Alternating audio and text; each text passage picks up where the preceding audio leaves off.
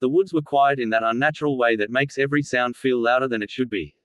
The kind of silence that presses against your ears and makes your heart beat faster for no clear reason.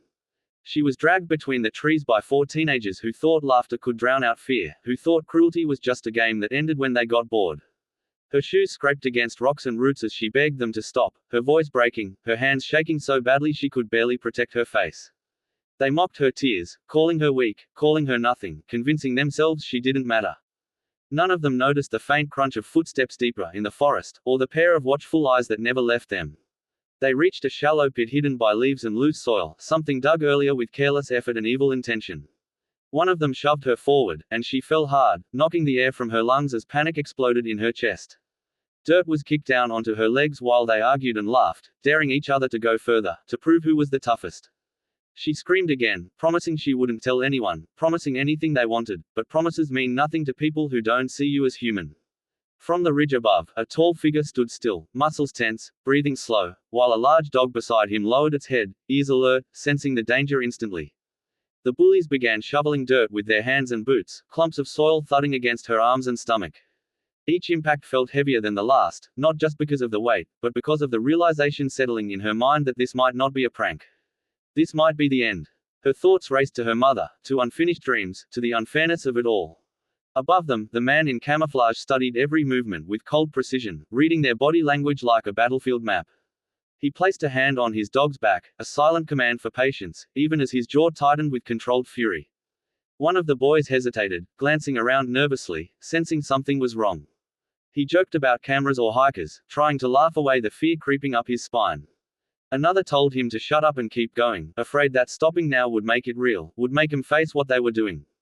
Dirt kept falling, and her breathing grew shallow as panic threatened to steal her strength. The dog let out a low growl, barely audible, but enough to make the man's eyes narrow.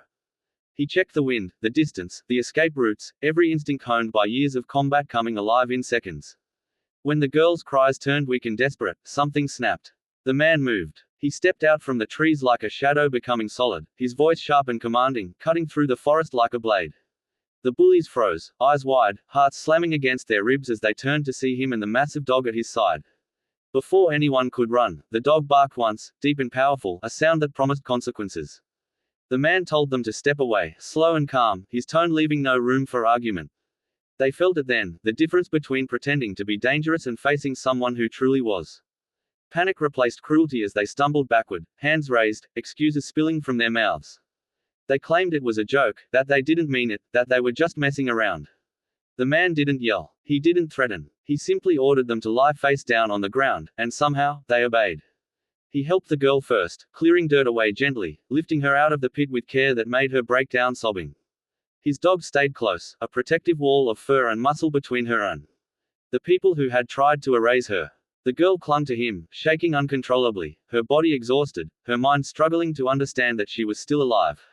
He wrapped a jacket around her shoulders and spoke softly, grounding her in the present, telling her she was safe now. The bullies watched from the ground, terror sinking in as they realized this wasn't just some random hiker. This was a man trained to handle violence, restraint, and justice.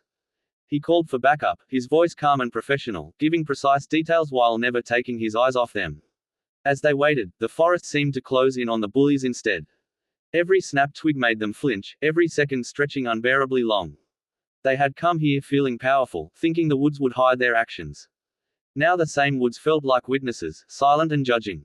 The girl sat against a tree, wrapped in warmth, holding onto the dog's collar as if it were an anchor to reality. The animal leaned into her, steady and gentle, sensing her fear and offering comfort without needing words. Sirens eventually echoed through the trees, distant at first, then closer, bringing a strange mix of relief and dread. The man stood, signaling the officers in, explaining exactly what happened with clarity and control. The bullies were pulled to their feet, faces pale, bravado completely gone. They avoided looking at the girl, at the pit, at the man who had stopped them. In their silence was the understanding that their lives had just split into a before and an after, and nothing would ever be simple again. As the girl was led away to safety, she looked back once, meeting the eyes of the man and his dog. She didn't have the words to thank them, but she nodded, tears still falling, gratitude and shock tangled together. He nodded back, a quiet acknowledgement, then turned toward the trees, his mission complete. The forest returned to its silence, but it was different now. What had almost been a grave became a reminder that evil doesn't always win, and sometimes, unseen guardians are closer than you think.